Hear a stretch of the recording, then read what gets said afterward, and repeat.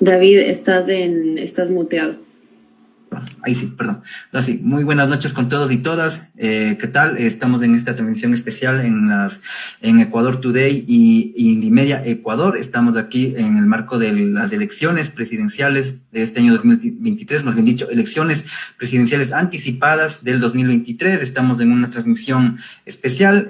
Vamos a tener varios invitados para este análisis sobre los resultados que ya se están publicando de manera oficial desde la página del CNE sobre los candidatos Luisa González y Daniel Noboa, para lo cual en una primera instancia estamos ya con nuestra primera invitada, es Mónica Mancero, docente de la Facultad de Ciencias Sociales y Humanas de la Universidad Central del Ecuador, a quien le damos la bienvenida y agradecimientos por aceptar esta invitación. ¿Qué tal, Mónica? ¿Cómo está? Muy buenas noches. Pues bien, gracias por la invitación. Aquí a la expectativa, igual que todos los ecuatorianos. Eso, y bueno, también estamos con nuestra compañera Claudia, quien también va a disposición. Hola, buenas tardes con todos. Muchísimas gracias por estar aquí en esta transmisión en vivo con los resultados junto a los medios independientes. Muchas gracias, Mónica, por aceptar la invitación y te pedimos disculpas, hubo un percance técnico, ya sabes, a último momento. Bueno, queremos revisar un poco los resultados que hemos tenido preliminares del CNE. Parece que hay una victoria de Noboa en algunas provincias muy importantes de la Sierra Ecuatoriana. ¿Cómo podríamos analizar esto? ¿Qué nos puedes decir tú, Mónica? Gracias. Bueno, sí, primero creo que hay que ver que pueden ser unos escenarios todavía inciertos. Creo que de todas maneras hay algunos de exit poll que concuerdan, varios de ellos. Tampoco tenemos que confiarnos porque ya hemos tenido algunos exit poll que luego se han echado para atrás, que no han sido de utilidad. De todas maneras, si hay esta diferencia que al parecer pueden ser de 6-7 puntos entre las dos candidaturas, creo que hay que repensar muchísimo, digamos, por un lado, el hecho de que hubo un proyecto político de derecha abanderado por Lasso, que ni siquiera había proyecto, realmente creo que ha sido un fracaso total, inclusive dentro de la propia ideología neoliberal no fue capaz de llevar su propio plan a cabo, y no solo por la obstaculización de la asamblea, como él lo dice, sino porque realmente no ha habido un know-how, un conocimiento básico de lo que es lo público, ¿no? Y porque han estado mirando únicamente por sus negocios e intereses particulares, como pudimos ver a propósito del propio juicio que llevó a esto de la muerte cruzada. Entonces, es muy contradictorio que este momento que un proyecto político de derecha ha fracasado, renovar de alguna manera cómo la élite política de derecha logra una recomposición. Eso es lo que creo que tenemos que analizar. Cómo logra recomponerse y además cómo logra penetrar, digamos, en esta elección imprevista por todos los temas que conocemos, coyunturales y de violencia, como la muerte de Villavicencio, en fin. Y entonces este proyecto logra reconstituirse de alguna manera. Y por otro lado, del otro lado, digamos, como el correísmo no logra ya en una siguiente elección, digamos, ya van 2 elecciones consecutivas en las cuales no puede ganar, se nota que tiene un techo digamos, que no le permite ir más allá, y que ha desarrollado una campaña pues que no ha ido sumando, ¿no? Que no ha ido sumando mayormente porque al parecer, digamos, hay todavía la figura de Correa que está ahí presente, a la vez da votos, pero también los quita, a la vez, digamos, promulga una campaña, pero que con esta figura, digamos, estas formas de amenaza, estas formas que ha implementado que consecutivamente de ir por una venganza y de todo esto, creo que genera también cierto malestar en la ciudadanía que tiene temor frente a eso. Digamos, y no sé, buscarse como enemigos, así fantasmas, porque creo que la ciudadanía no logra entender bien ni a quién se está refiriendo Correa cuando habla de esas venganzas. Entonces, creo que el correísmo tiene que repensarse profundamente y también tenemos que entender este proceso, porque esta población más joven, que ahora no es la misma que vivió el correísmo, pues están buscando un proyecto más bien de futuro, mientras que el correísmo al parecer le está dando un proyecto más afincado en el pasado. Ok, y bueno, ahora hablando sobre los últimos gobiernos, especialmente el de Lasso, ahora aparentemente va a venir el gobierno de Noboa. ¿Qué significa para un país pequeño como este en Sudamérica que dos fuerzas del poder económico estén en la cúpula del poder, en la cúpula de la presidencia? Estamos ya en la finalización de de esta corta presidencia de Guillermo Lasso del sector banquero y ahora de Daniel Noboa Asín, que es de una familia poderosa, por no decir la más poderosa del país, como como lo son los Noboa y todos los negocios y empresas que tienen alrededor. ¿Qué significa eso para un país como Ecuador? Bueno, me parece que significa más de lo mismo de alguna manera, porque, digamos, un proyecto financiero articulado alrededor del capital financiero que ha sido Lasso y, digamos, logró llegar al poder luego de varios intentos y, sin embargo, hay que ver que este fracaso, digamos, fue creo que tanto interno hacia la propia élite de poder. Diríamos que, ¿qué es esto, no? Lo que está pasando, la constitución de una élite de poder. Y cuando hablamos de élite de poder nos referimos a una conjunción de élite política con élite económica. Y eso trae problemas serios, digamos, para las sociedades que precisamente pues, no se avanza en un proceso de democratización, porque no tenemos partidos políticos que estén, digamos, en una contienda democrática compitiendo abiertamente, sino que tenemos que están capitales por detrás de inmenso poder financiero, en este caso, en el caso de Lasso, que están compitiendo y que llegan al poder a través de esos recursos que tienen acumulados, ¿no? Que no son precisamente políticos ni democráticos.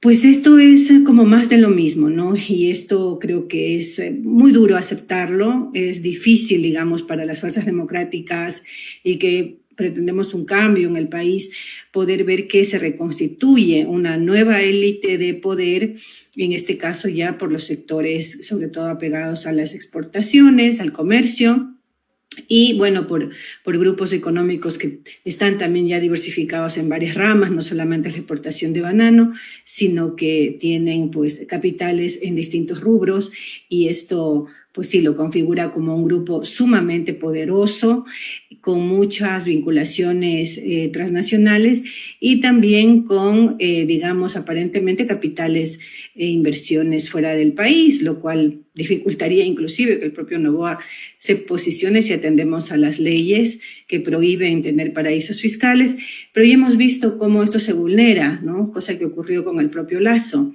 Es decir, no tenemos unos organismos de control que efectivamente hagan cumplir la Constitución. Acuérdense que eso se reformó a través de una consulta popular y que, digamos, hay una prohibición para quien tiene dinero en paraísos fiscales poder llegar a la función pública, ¿no? Pero esto ya no se cumplió anteriormente, entonces tenemos un mal predicamento en ese sentido, pero ahora nuevamente, pues esta élite reconstituida que al parecer sobre todo ha penetrado un poco más en sectores juveniles a través de redes sociales y de una política un poco light, como esto del pues todo el alboroto que causó este muñeco de cartón de Noboa, que al parecer logró, digamos, captar la atención, el jolgorio, no sé, de la propia juventud.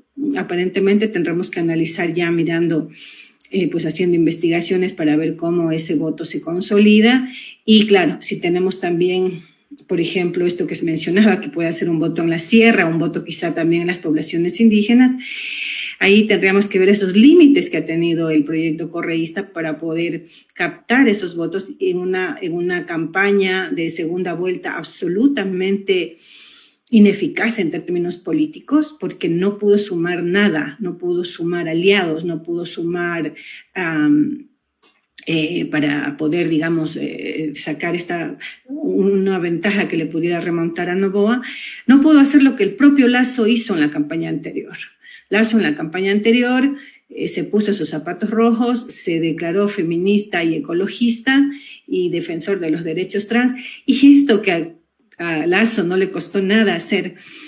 Claro, sabemos que fue solamente una pantalla, ¿no? Pero al final de cuentas, digamos, eso que que Durán Barba le propuso a Lasso y Lasso lo hizo sin ningún empacho, pues ahora el correísmo ni siquiera se atrevió a proponer, a buscar consensos, a buscar alianzas más programáticas, a buscar a sectores como la propia CONAIE, como el movimiento indígena, como sectores de mujeres, como sectores organizados del centro a la izquierda. Realmente no hizo política, no hizo política, y eso significa buscar alianzas, buscar puntos programáticos que puedan llevárselos a cabo, ¿no? En agendas comunes. Y ese afincamiento únicamente quizás en la imagen de la candidata, en las historias del pasado, etcétera, lleva esto, ¿no? Lleva a que no haya sumado, por ejemplo, si vemos estas votaciones, como señalaba Claudia, que pueden estar en la sierra, por ejemplo, ¿no? En la Sierra Centro. Entonces ahí tenemos que saber leer esto, y el correísmo tiene que hacerse debía hacerlo ya en la propia campaña, no hacer un mea culpa de los errores del pasado y poder tender puentes, pero eso no lo hizo. Sí, parece que en estos últimos años el correísmo ha fallado en escuchar a la militancia también, porque hay mucha gente con ideas de izquierda, mucha gente con ideas progresistas, que ha visto en la figura medio paternalista de Rafael Correa un obstáculo ahí. Pienso yo, por ejemplo, en la agenda conservadora de la candidata. Luisa tiene una agenda conservadora. Luisa no habla de lo que capaz los jóvenes quieren escuchar ahora, que es el tema de acceso a la salud sexual y reproductiva, acceso a la salud mental.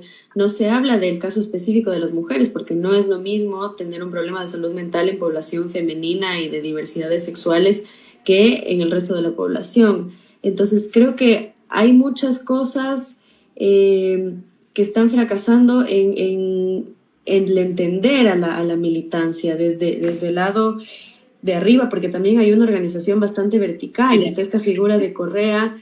Entonces, ¿qué se puede hacer desde las bases para revertir esta situación? ¿Habría que entonces formar un nuevo movimiento político? ¿Cómo ves tú esto? Bueno, sí, yo creo que el liderazgo de Correa va alcanzando sus límites, en efecto. Varios años fuera del país, la dinámica, digamos, en la que él vive es totalmente distinta ahora. El país en el que él gobernó ya es un país que va cambiando, porque hay estas nuevas generaciones y estos nuevos temas que se posicionan, digamos, un poco más. Hemos visto lo del Yasuní, o sea, no es que podemos decir que hay un electorado que está por fuera de las demandas, por ejemplo, de estos movimientos ecologistas, ambientalistas, que es finalmente estas políticas nuevas, de nuevas identidades que se están configurando. Vimos que ocurrió fuertemente con el Chocó Andino. Todas las consultas ambientalistas han sido ganadas. La de Cuenca se ganó, la del Chocó, y se ganó lo del Yasuní. Entonces ahí vemos que tenemos una población que está apoyando este tipo de causas, pero que el correísmo pues sigue en contra de eso, no hizo campaña, acuérdense, hizo campaña en contra de esto. Entonces ahí tenemos esta tensión que ha sido permanente en el correísmo durante, pues creo que siempre en el movimiento, pero que ya en su ruptura quizás se vio más fuertemente, se ha ido como adquiriendo una nueva dinámica, que es entre esta visión, como tú señalas, Claudia, conservadora, de poner pues a esta gente que, por ejemplo, bueno, la propia Luisa, que sigue un perfil muy destacado aún en su función de asambleísta, y que, digamos, al ser mujer y una posición tan conservadora, pues sí plantea una incomodidad muy fuerte, por ejemplo, para un diálogo con los movimientos de mujeres, ¿no? Entonces, creo que tiene que haber pues un cierto... Sí, un remesón muy fuerte, porque ya estas dos campañas finalmente mal llevadas también de alguna manera afectan evidentemente al propio país. No es solamente un tema del correísmo, sino de que digamos, esta forma de articulación de este partido político que sigue siendo poderoso, que sigue siendo la fuerza capaz de poder disputarle a la derecha, pues no lo puede hacer debido a estos errores muy fuertes que tienen y a estas tensiones en donde ese verticalismo se impone finalmente.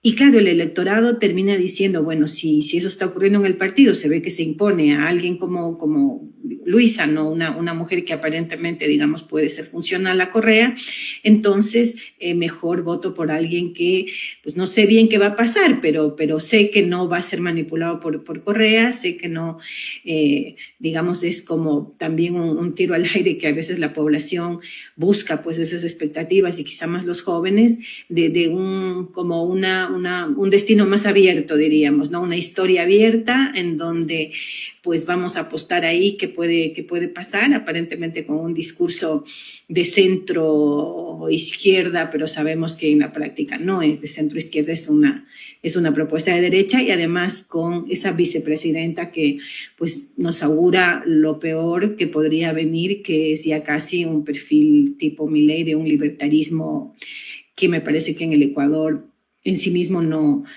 tiene un asidero, ¿no? Pero sin embargo logró esconderla de algún modo y logró hacer que finalmente, pues probablemente sea la nueva vicepresidenta, ¿no? Y bueno, aparentemente ya se está dando una tendencia. Nos pasan el dato de que va el 39.95% de las actas ya están escrutadas y los resultados son un 52.71% para Daniel Noboa. Y actualizaron hace un ratito, ya con el 46.07%, Noboa saca el 52.82% y Luisa González del 47.18%. No, hablamos de una diferencia de 6% de los votos escrutados son 6.270.000 electores. 27. Y bueno, y en ese sentido, aparentemente, puntos, ¿no? Sí, aparentemente Daniel Noboa ya está marcando una tendencia. Pero ¿qué se puede esperar de Daniel Noboa, ya que el mandato para el cual se está siendo elegido es de 1 año y 5 meses? ¿Qué se puede esperar? He escuchado y leído en redes sociales esto de muchos analistas, que esta quizás es una pre-campaña para el 2025. En ese sentido, ¿qué podemos esperar? ¿Será que realmente se dedica a aplicar su plan, o será más bien, no sé, alguien que hace consensos, o más bien trata de gobernar, entre comillas, tranquilamente? Bueno, de acuerdo a la trayectoria también que tiene Noboa en la Asamblea, estaba revisando algunos datos y él tiene pues un importante número de proyectos de ley que ha enviado, y también una actuación de él en las votaciones, digamos que me parece que han sido como estratégicamente también pensadas, porque en aquellas votaciones de leyes más polémicas él ha puesto a su suplente y no ha votado. Entonces ha llevado como esta posición un poco de centro, en donde articulaba con unos y con otros, y pues este paso por la Asamblea quizá puede dar alguna idea de cuál podría ser su estilo de gobierno, ¿no? Sobre todo en este periodo de transición, porque en efecto ellos lo que van a ver sobre todo es la posibilidad de continuar en el poder en la próxima periodo, ¿no? Entonces, creo que sí, en este periodo van a tratar de apuntalar con algunos cuestiones, digamos, que signifiquen algunos golpes de efecto, quizás, para que la población pueda conservar ese apoyo que tiene en este momento. Entonces, no creo que sea un gobierno, digamos, que, digamos, está mirando esto, va a tratar de guardar, de conservar ese apoyo, y ha anunciado que va a ser una consulta, ¿no? En momentos.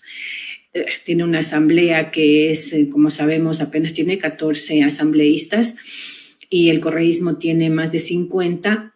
Sin embargo, al parecer podría ser esta postura conciliadora aparentemente de Noboa, que logre articular mayorías en la Asamblea. Ahora tenemos que ver, porque se van a empezar a mover las cosas también en la cuestión de las bancadas y la configuración de la nueva mayoría en la Asamblea, y creo que no le alcanza al correísmo para hacer oposición sola, si es que hay un grupo fuerte que se articula alrededor de Noboa, que es más probable que eso ocurra. a pesar de que los números no le dan tanto, pero sí le permite articular más que al propio correísmo, que ya no puede sumar, como hemos visto, no puede sumar, y finalmente con un grupo importante de asambleístas podría no llegar a tener representación dominante en la asamblea. Entonces, creo que en este sentido podría ser esta transición, porque lo que va a interesar es tener el poder para el siguiente periodo. Ok, bueno, ya para ir un poco finalizando, ¿qué esperar será posible en este tiempo, ya que vienen las elecciones, ver tal vez movimientos en otros sectores? Hablo, por ejemplo, de la misma CONAIE, de sindicatos, de trabajadores, frente a una posible política antipopular de Daniel Noboa. Pues yo creo que, el movimiento indígena, como siempre, tiene una fortaleza importante y puede constituir un pivote, como hemos visto, ¿no? Consecutivamente, pero creo que, digamos, el partido, el ala política, Pachacutic, está definitivamente pues, destruido prácticamente, y eso es un problema muy fuerte, ¿no? Porque no hay pues esta expresión política, como vemos ya, creo que tienen 4 asambleístas ahora, y eso ya es un golpe fuerte. Entonces, ya lo que vimos es que la CONAIE directamente, el presidente de la CONAIE, pues estaba con esto de si se postula o no se postula, digamos, sin una mediación del partido y con dificultades y estos conflictos que afectan mucho al movimiento indígena. Pero claro, siempre hay esta dispersión de movimientos y de actores que finalmente, como consecuencia del propio correísmo, pues quedaron bastante golpeados, ¿no? Hay que decirlo, o sea, y esas son las cosas las herencias de las que dejó el propio correísmo, que fue un movimiento social que a la vez que fue cooptado de alguna manera, a la vez que sus propias agendas fueron utilizadas, pero quedó derrotado. Acuérdense que habían unos 800 juicios en contra de líderes indígenas y populares en la época del correísmo.